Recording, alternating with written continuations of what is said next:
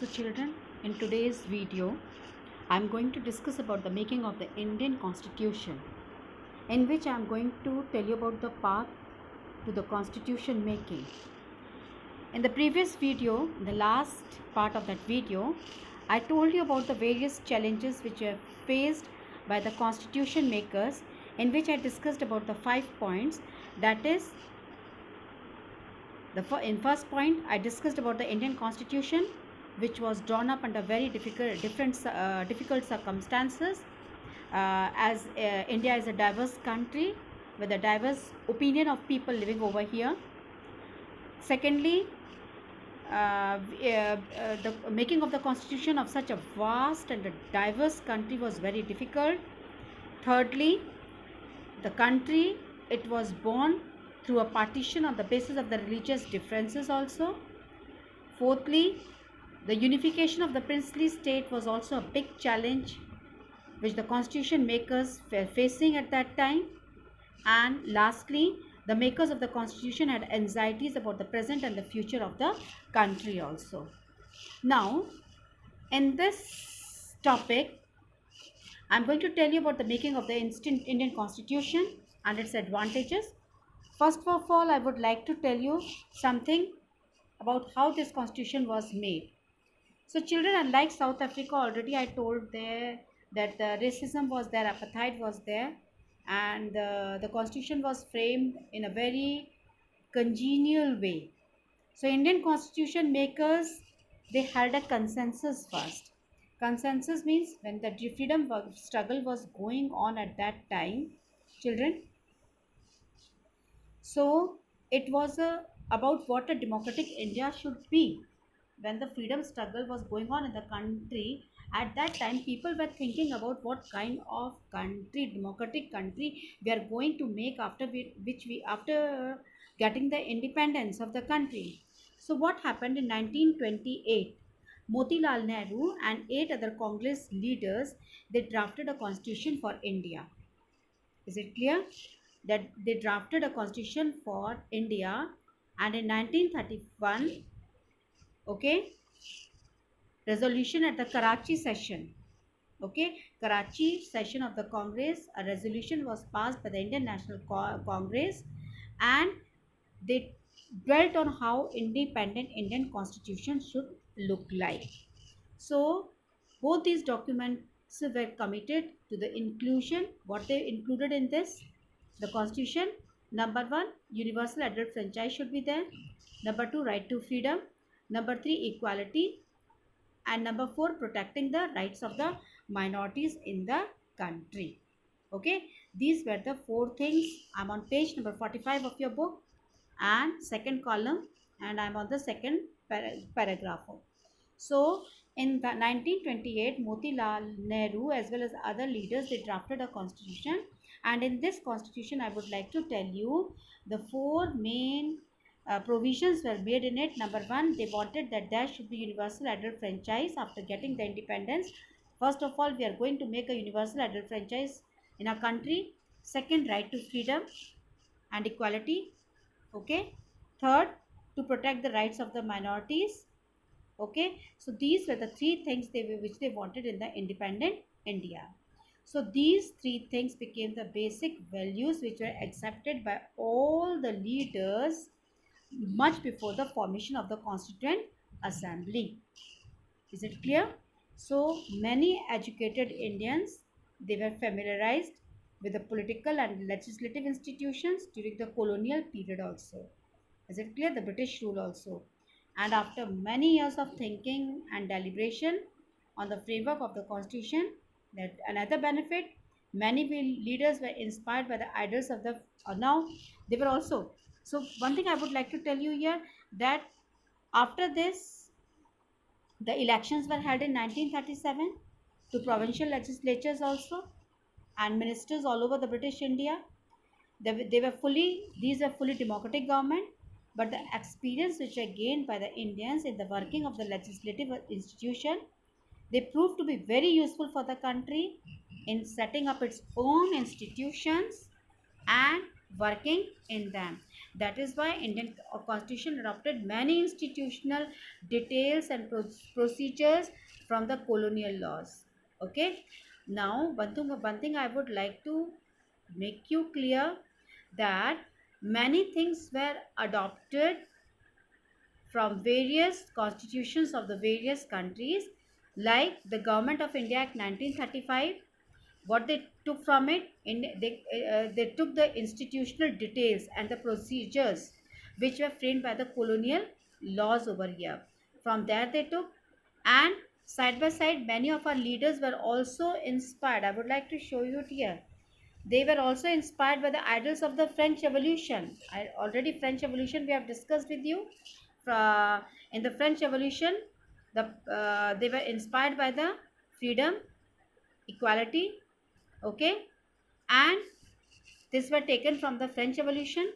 Now the Socialist Revolution in Russia, okay, Socialist Revolution in Russia, they were inspired by the Socialist Revolution also, and they wanted to shape a system on the basis of the Russian ideology, that is social and economic equality.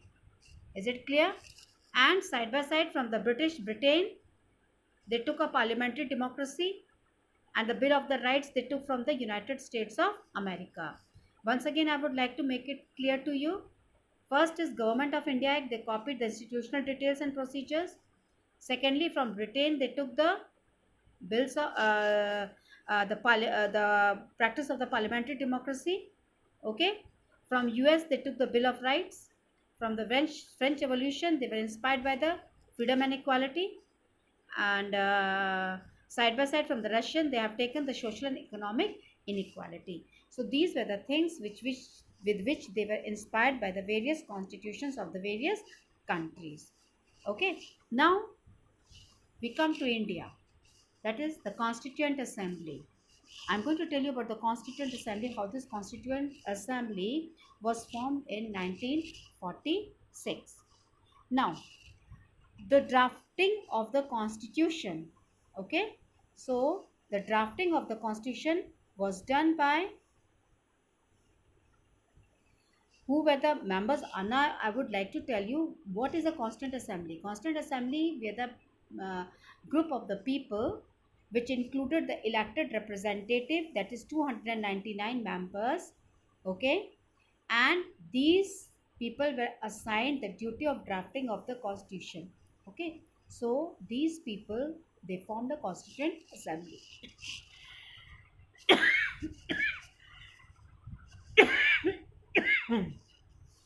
Okay, after this,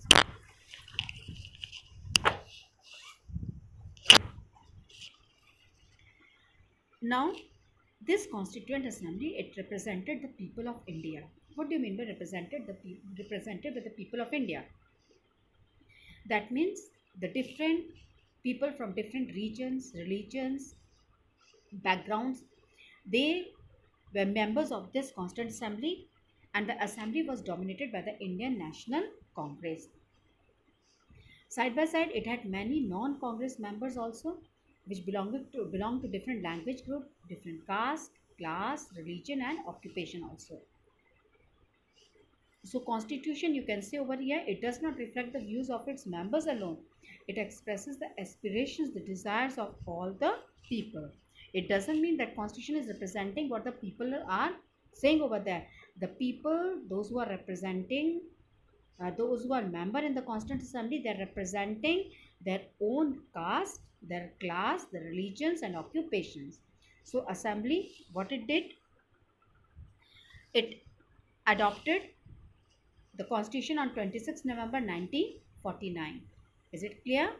So Constitution Day we are celebrating on 26 November 1945. You must have seen that in our school also we celebrate this Constitution Day. How? On 26 November, by showing you the small documentary on the Constitution, making of the Constitution. Okay. So after this drafting committee, it was chaired by Dr. Ambedkar, Dr. B.R. Ambedkar. He was the chairman of the committee. First of all, he drafted the constitution for discussion. The main outlay was laid out. on which they were supposed to discuss in the Constituent Assembly. It was discussed over there by clause to clause, and many rounds of discussion took place over there also. And after that, finally, on 26 January 1950, it came into effect. Is it clear? Okay. So over the last 64 years, no longer large social group or political party has ever questioned the legitimacy of the constitution. Now the question arises here. One more question which can be asked from you is that why no large social groups or political parties have ever questioned the legitimacy of the constitution? Why it has been said like that? Number one, the experience of our constitution is totally different. Why? Because over the last half year century, several groups have questioned some provisions of the constitution, but no large social group or political parties ever questioned. Why? Because this is an unusual achievement of any constitution. So accepting the constitution is that I'm on page number 46, second paragraph, and the last uh, second column in the last paragraph. The reason is that the constitution is that the Constituent Assembly, it represented the people of India. There was no universal adult franchise at that time. So the Constituent Assembly could not have been chosen directly by all the people of India. It was only elected mainly by the members of the existing provincial legislature. Okay. And it ensured a fair geographical share of the members from all over the regions of the country. Okay. Geographical region, her reason से लोगों को यहाँ पे representative form किया गया था. Assembly वो है, it was already, I told you, it was dominated by the INC. Okay. Because INC, Indian National Congress, it was the main party which led the freedom struggle. But the in Congress itself, that included a variety of political groups and opinions. So assembly had many members who did not agree with the Congress, and in social terms too, assembly represented members from different language, group, caste, class, religion, and occupation. Finally, in the manner which the Constituent Assembly worked, it gives sanctity to the Constitution, a purity and legitimacy to the Constitution, and Constitution, because Constitution worked in a systematic, open, and consensual manner. Consensual manner in agreement of each and every members of the assembly. So some basic principles were decided in it and agreed upon. Then a drafting committee which was chaired by Dr. B.R. Ambedkar. He prepared a draft of the constitution. Many rounds took place through discussion on the drafting committee clause by clause. More than thousands amendments were made over here. Members deliberated for 114 days, spread over 3 years. Every document presented and every word which was spoken in the Constituent Assembly has been recorded and still preserved. And these are called the Constituent Assembly debates. When these things were printed, 12 bulky volumes became ready, and these debates provide the rationale behind every provision of the constitutions, and these are used to interpret the meaning of the constitution. Okay. So the main question which can arise over here about the legitimacy of the constitution, how can you say that, and why should we, the next question is, why should we accept the constitution made by the assembly more than 70 years ago? Okay. This is on page number 46, second column, second paragraph. Why should we accept the constitution made by this assembly more than 50 years ago? And secondly, the other question, from where have we taken the main ideas of the Constitution of India? Again on page number 46 in the first column. And the second paragraph I would like to show you here, because कहाँ से लिया गया? Number one, Indian Constitution adopted many institutional details and procedures from colonial laws like the Government of India Act 1935. First paragraph, second line. After that, we'll come to the next paragraph. Many of our leaders were inspired by the ideas of the French Revolution, the practice of the parliamentary democracy in Britain, and the Bill of Rights in US. The socialist revolution in Russia had inspired many Indians to think of shaping a system based on social and economic equality. These are the two most important questions which can be raised over here. Okay, so this much is enough for today. Now tomorrow we are going to discuss about the, I'm going to discuss about the guiding values of the Indian Constitution. So children, go through the chapter till page number 47 thoroughly, okay, so that we can be able to comprehend whatever I'm going to teach you further. That's enough for today. Goodbye. Be safe and be at home.